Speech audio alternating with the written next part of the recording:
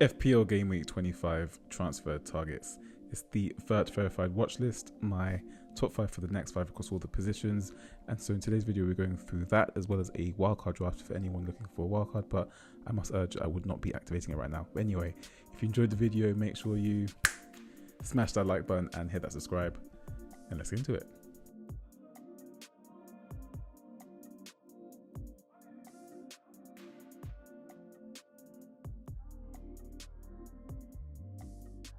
What's up, it's FPL Vert, where arrows go green, and as you can see, they did go green. Not that green though, it did come down a little bit after the Monday night game between Sunderland and Burnley, but we'll discuss that before my team selection video, as there is a deadline on Friday. And apologies for the very brief hiatus, but we're back, and we'll hopefully do at least 2 videos a week, as we used to do anyway. So, as mentioned, it's the VertVerified watch list, my top 5 for the next 5, and I've actually changed my opinion quite a lot recently, and mainly was the best triplet for Arsenal. And I think just given how reliable Arsenal's defence is, I mean, you're looking at the underlying metrics on this list right here, you know, it's almost half as much in terms of expected goals conceded per 90.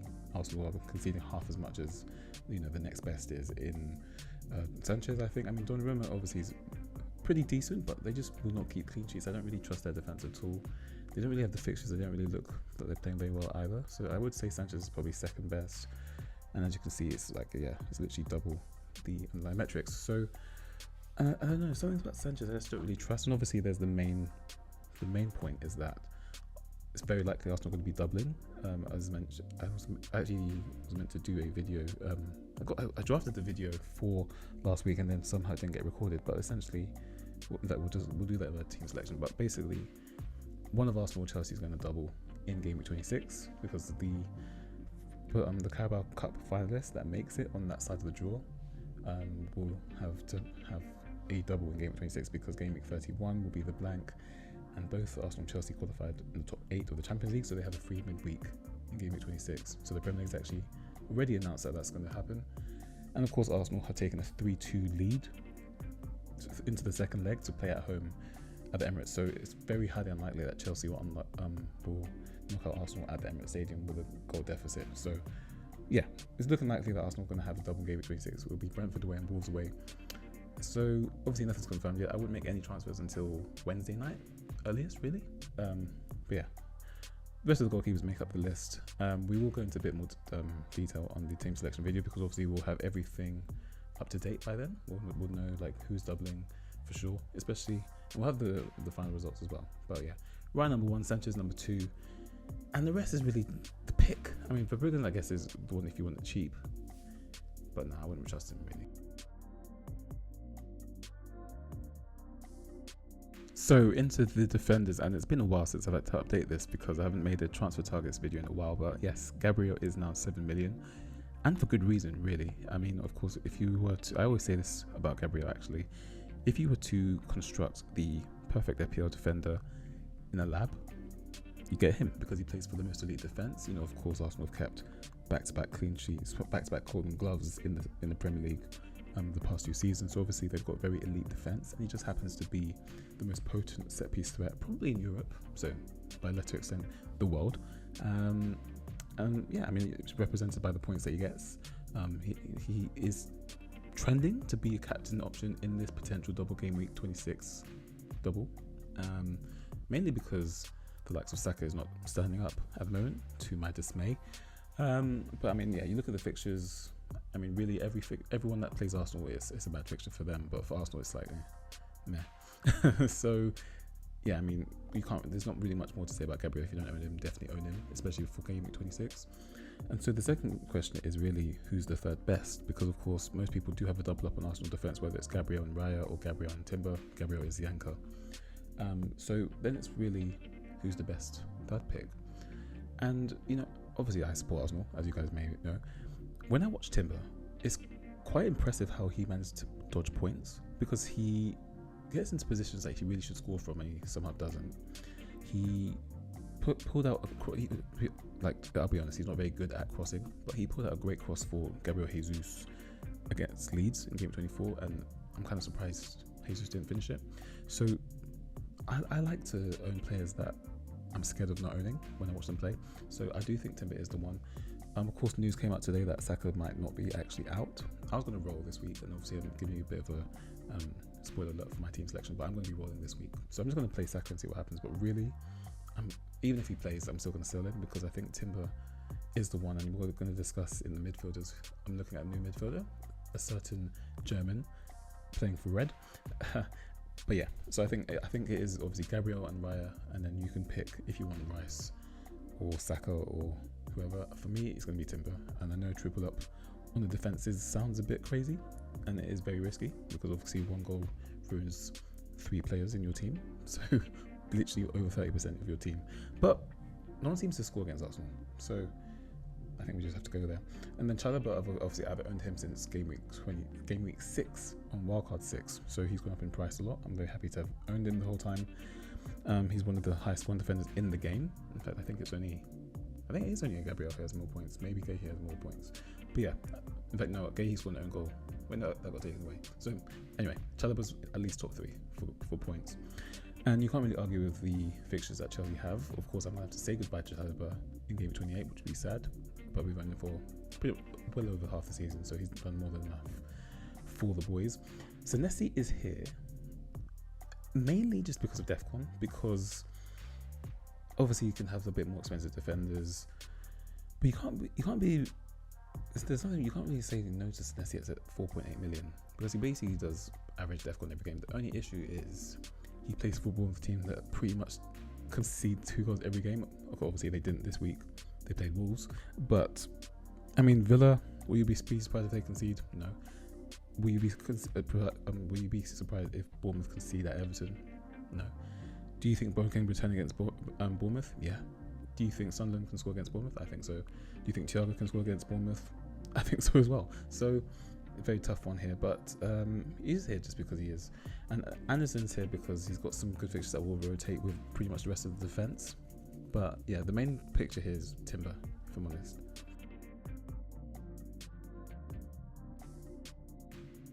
Into the midfielders, and we have a new king in town, and it is Bruno Fernandes.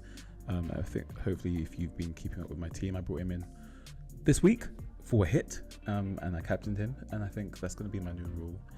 Basically, obviously there was a little bit of debate whether it should be Bruno or Haaland captain. I'm just of the opinion now that if you're taking a hit to bring a player in, he has to be worth captaining, basically. And obviously, you know, we can talk about form, we can talk about fixtures. I think eye test, I say this with my brother a lot, the eye test will never lie to you. When you watch the game and when you see Bruno's on the ball, you just think something's going to happen. And when you watch City at the moment and Haaland, I mean, they've got 1 win in 2026. So I don't think we're going to be captaining Haaland until next week, because that's when game 27, because that's when his fixtures start again. But yeah, for now, no chance. So I think Tottenham at home, I mean, it's a bit of a banana skin, really, because I think Tottenham are actually unbeaten in the last 5 in the head-to-head. And of course, Tottenham just came back and rallied to battle back against City. So let's see what happens in this game. But I do think Bruno is the best captain. You're not captaining Haaland at Anfield. I'm pretty sure Haaland hasn't scored at Anfield for City. He definitely got one for Salzburg that time when he was playing before he moved to Dortmund. But yeah, he definitely hasn't scored for City at Anfield. No chance. So I think it's basically between Bruno and number 2, Enzo captain. But I think Bruno's just far more central to what United do than Enzo. Obviously, I'm very happy with Enzo's goal. That is now 3 game weeks in a row that he's had attacking returns. But I can't say he was heavily involved in what they did. But obviously, numbers don't lie. And he just finds a way to get goals. So maybe Enzo is someone I should be considering a bit more as a captain. So let's see how the week develops. But yeah, definitely Bruno and Enzo are the top 2 priorities if you don't own them right now, especially Enzo, because it's only a very short window. I mean, if you don't get him this week, then you're not really gonna just own him for 2 weeks and then get rid of him. So definitely would try and get Enzo this week if you're looking for a new midfielder. And this one, I know it's gonna sound like knee jerky because he's just put in 12 points, but Verse has very quietly been performing for a while now. He's actually had 4 double-digit returns in his last 5 games at home. Of course, City at home is not the best on paper, but I think if you ask any pundit to predict this game, most will say Liverpool win, just on the back of how 1, Liverpool are playing at home, and 2, how City are playing in any game at home or away. So I'm not going to get Verts this week, obviously not, but I'm rolling this week, and I think I will be getting him in for Sunderland away because I'll be selling Saka. We're saying a long last goodbye. And Mbeumo is a very interesting one because, and we'll discuss the forwards as well. Mbeumo is obviously, he started down the middle for all 3 of Michael Carrick's games, and I think obviously that will work in a transitional sense against City and Arsenal, because obviously City and Arsenal will have more possession. They'll be, demanding the ball a bit more, and United obviously the underdog in those games. The games that I don't think Mbeumo will really work as a striker will be the games that United are expected to dominate the ball and have more possession. So that would include the likes of Fulham. Tottenham at home will probably be 50-50, but West Ham away, Everton away, Crystal Palace, you are expecting United to dominate the ball there. And I think you do need a real centre forward, especially Sesko is obviously very inexperienced, he's only 22. So it remains to be seen if Mbeumo is going to continue down the middle. Obviously he did play 90 minutes and Cunha didn't, so that's why Cunha's not here, because I think his minutes are still a bit of a worry as well. And it seemed Cunha was just drifting in central. Obviously he was playing on the left wing, he was drifting in central, so I'm not too sure who actually is the second best United defender on midfield at the moment. So time is obviously our friend. It's not like we've got a Chelsea set of fixtures right now that we have to jump on immediately. So I think we can assess this Tottenham game. Let's see if Sesko starts or not. But in terms of just minutes and underlying numbers, Mbeumo is definitely the one over Cunha. But obviously Cunha can just pull out a crazy finish like he did. So it's very difficult at the moment. And then Wilson is here because you really can't say no to him at that price. He's in incredible form. He might be playing for a move because he's actually available on a free contract this summer. So he's definitely got motivation to keep performing. And obviously he hasn't got the best fixture in GW26, but he's so cheap you can just bench him anyway. So not one for this week immediately, unless you're happy to bench him next week. But definitely Wilson. Obviously, I'm sure you've heard that Wilson's been performing anyway. So into the forwards, and I have actually deliberated over this for a while, but I just think it has to be João Pedro number 1. He scored in 3 straight game weeks. We even added an assist on Saturday against West Ham. And yes, there are concerns over his minutes, and yes, Delap can play for sure, but I think we all saw what happens when João Pedro doesn't start, and obviously Correa and Fofana to a lesser extent as well. But I just think, Chelsea are obviously going to go for it in the semi-final, but they also have points to win. They haven't really got any margin for error in terms of dropping points. Wolves away, Leeds at home, Burnley at home.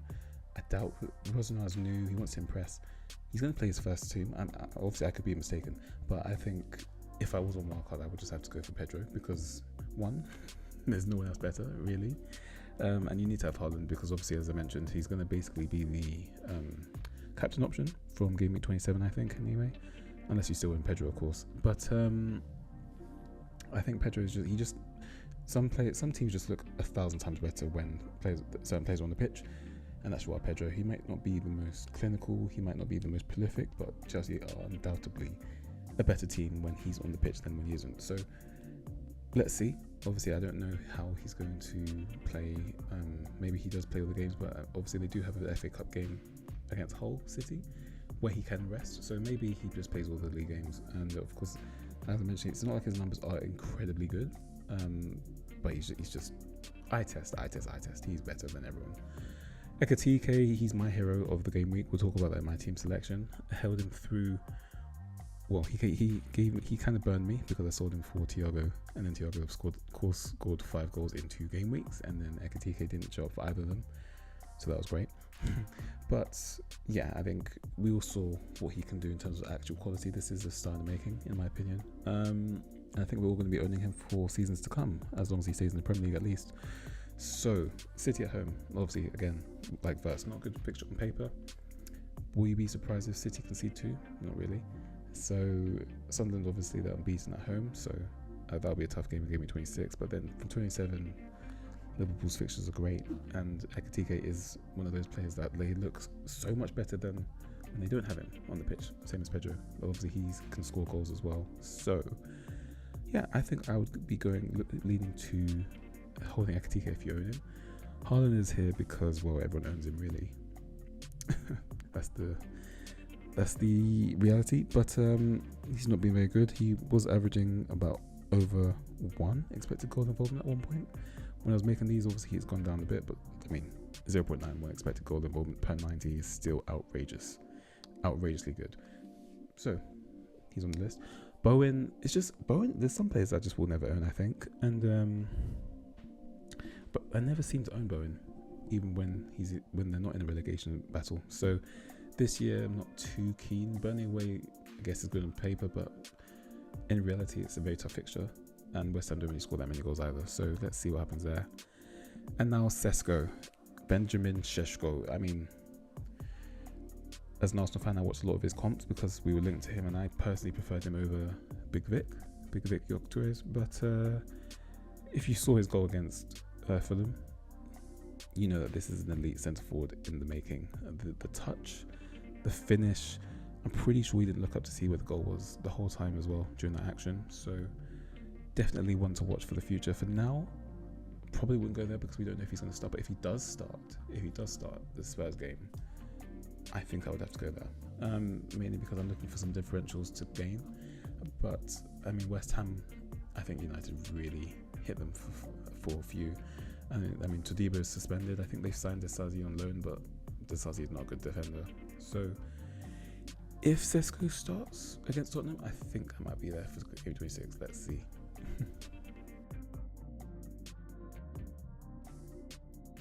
And into a wildcard draft. I mean, technically I usually do a free hit and a wildcard draft, but I'm urging everyone to not use their free hit in a game week like 25 at all. Mainly because it's looking like, and we will discuss this in the team selection video, which will just, I keep saying that, but it's going to be a big explanation video about what's happening. And obviously we will have the clearer picture on how the Carabao final is going to go as well, because obviously Arsenal and Chelsea play on Tuesday, Man City and Newcastle play on Wednesday, and so this video will come out on Thursday or Friday morning. But anyway, yeah, there will be a massive double in game week 33, mainly caused by the blanking 31 for Newcastle and City, but then also the FA Cup semi-finals as well, which will therefore make game week 34 the biggest double in the season by far. So if you don't have your free hit in game week 34, you're in a bit of a sticky situation. So please do not use your free hit then. And maybe I'll start making free hit drafts again, but for now, please don't do it. But if you've got your wildcard active, and that's not the worst idea in the world if you need it, this is what I'd go for. I'd go for the Arsenal triple up as mentioned, with Raya, Dimber and Gabriel. Chalobah for now, because, well, Chalobah, Enzo and Joao Pedro for now, because their next three fixtures are as good as you can get really. Anderson and Wilson, they pick themselves and they're cheap enough to rotate. Bruno Fernandes is going to be the captain. Haaland, technically vice, but maybe I should put on someone else. Verts is just a little cheeky differential because he's in great form. Mane will be doubling in game 26 if Arsenal make the final, which they should. And then Sarr is here because I hate him, but he's on penalties now apparently for Crystal Palace, and they do have some decent fixtures. And they've signed a few players. They've signed Brennan Johnson, they've signed Strand Larson. They were signing McNeil, but apparently that's now fallen through. And Mukiele's here because he's just outrageously good value. So this is the wildcard draft. So thanks for watching the video. I know it's been a while. We'll be back with, I don't know whether to call it a team selection or briefing, because it's more of a briefing than team selection, but we'll work on that later. But yeah, thank you for watching, and apologies for being away. We're back now, so please drop any comments you may have drop any questions you might have into the comments, or you can DM me on the socials, on Twitter, on Blue Sky, on Instagram and TikTok as well. And I'll be back later this week. So thanks for watching. Bye bye.